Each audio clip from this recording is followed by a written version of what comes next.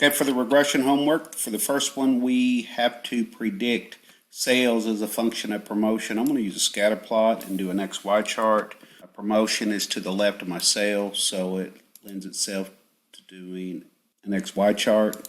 Excel likes to show the origin. Not that you need to change this, but I am, so it kind of spreads this out. Where the minimum max on the x-axis, I'm going to make it closer to 60. Right click on any data point, add a trend line, the equation, and the R squared. So there it is. R squared is 0.45, 45% of the variability is accounted for, why our sales are what they are based on promotion. So that's a pretty good model. It's certainly a good start. Higher R squared, the better. So it's not bad at all from a single factor to be able to account for 45% of the variability. I think is a good start. If we take that equation and say if x equals or promotions equals 100, then what is y, which is sales? We can just plug right in. So 0.7623 multiplied by 100 plus my intercept tells me that's what my sales would be. And you can also see that if I set x equal to 100, the little tiny dotted line is going to cross at about 100 also. So that's that answer. They want us to do the same thing for these three, where we're producing, we're trying to determine quantity sold against these, and we're going to build three separate ones. Again, one thing I'm going to do is just take this and cut it and put it on this side. Make it a lot easier. I'm going to build average price as my X value against quantity sold. And then average advertising expenditures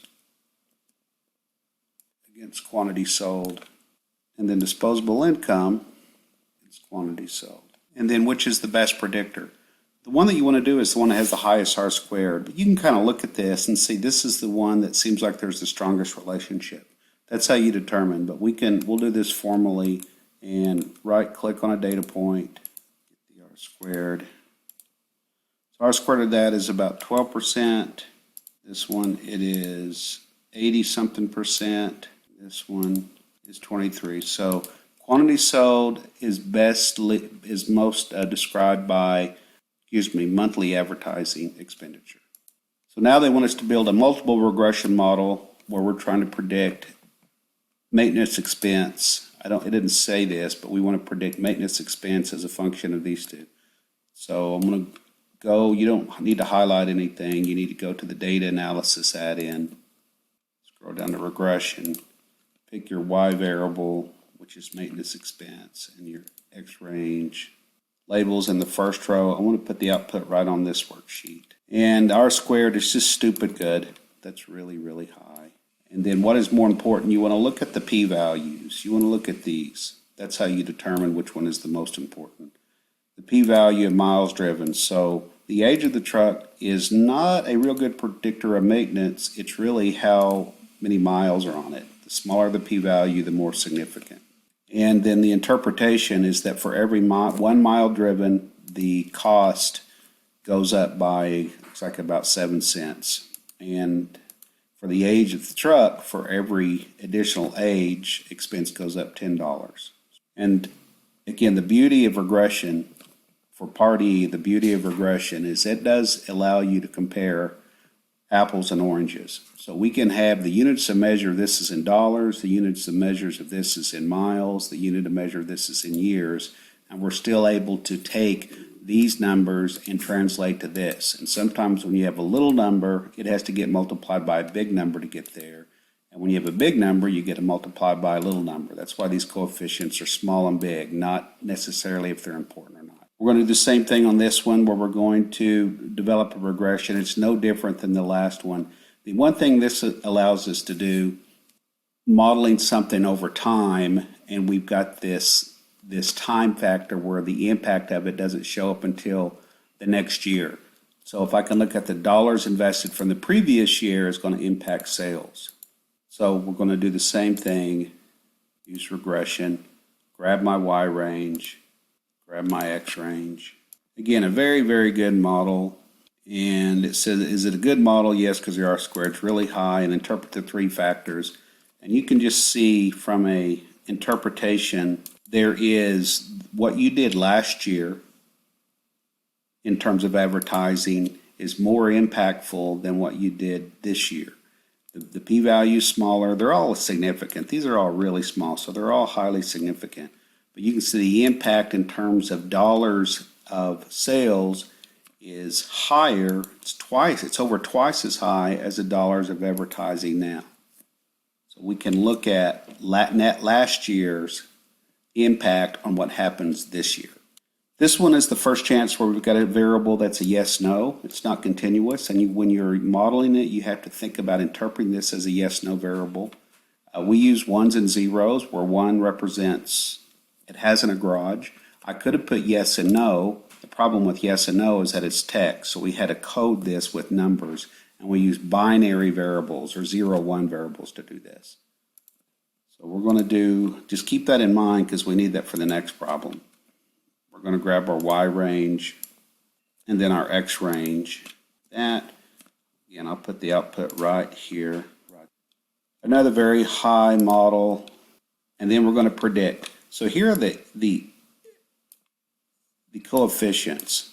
So if I have a 3,000 square foot house, let me hide all this effect. So now X, since it's multiple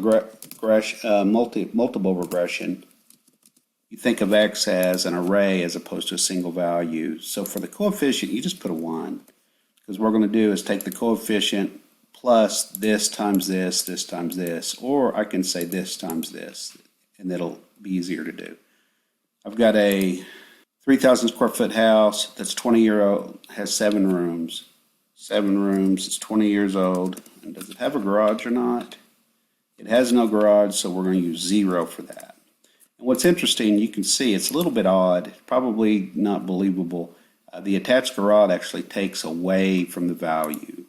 Then we can say then Y, which is the price of the house. We'll use the sum product formula. You take these 5 against these 5. That's the price of the house. I'm going to show that as a dollar amount. So we have a $250,000 house. That one, no reason to show pennies. And then for the last one, we're trying to predict worker hours. Again, you don't have to have domain expertise. That's the great thing about regression is that if you have structured data, you can predict this based on a lot of different things. We're trying to predict worker hours for future projects. So it's capacity planning, which is incredibly important. And we're going to use this multiple regression. The trick is that we have a boiler and we've got 2 choices there, so we need to replace that with the 0-1. And then the drum type, we have 2 choices. We need a 0-1. So we've got to do that. So you're going to have to decide. So what I'm going to do is insert a couple of columns, and then this will be. Whoops, sorry. You've got two values, industrial and utility.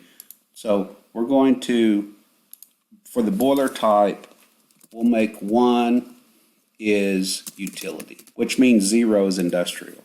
And it doesn't make any difference which one, as long as you have the code, the mapping scheme. And then for drum type, same thing. I've got 2. You just pick one to be 1 and 0. It does not make any difference at all. I'm going to just do the very first one. 1 equals steam. So you've got to produce or document your code. You've got to tell me or tell the user of the model which one is 1, which one is 0. Now that we've got that, we can say equals if this is equal to utility, put a 1, else put a 0. And same thing on this one, equals if this equals steam, because that's what I'm defining, 1 is steam, put a 1, else 0. Take those and copy them down. Then you can just look at them and see, it's 0, it's industrial, or it's not utility. So now that we have this, now we can go build a regression model. My Y range are what I'm trying to predict, my worker hours. And my X range is all of these other variables, including my binaries. I'm going to generate a new worksheet this time. A really good model, another high R squared with an adjusted R squared really high. And once I've done this, I'm going to predict this if I have a capacity of 550,000 and a design pressure of 1,400 and utility steam drum. So I'm sure I'll have to go back and forth. Again, I'm going to hide all this. Do the same thing I had before. If X equals, and the first one you put 1, capacity, I think we, for that, design pressure, 1,400. What type of drum is it that they want? They want a utility drum, so it is a 1. And then what type? Steam drum, a steam drum, that's also 1. So I'm looking right here, and then a utility steam. Utility is 1, steam is 1. And again, we'll just use the sum product formula. So the man hours needed for this would be that. And let's look at the unit of measures. The man hour, worker hours are somewhere, looks like between 1 and 6,000. There's a big one, 14,000. So getting a man hours of that is what the prediction, your capacity needed would be. So a real useful capacity planning use of multiple regression. Okay, that's all of the solution. Thanks.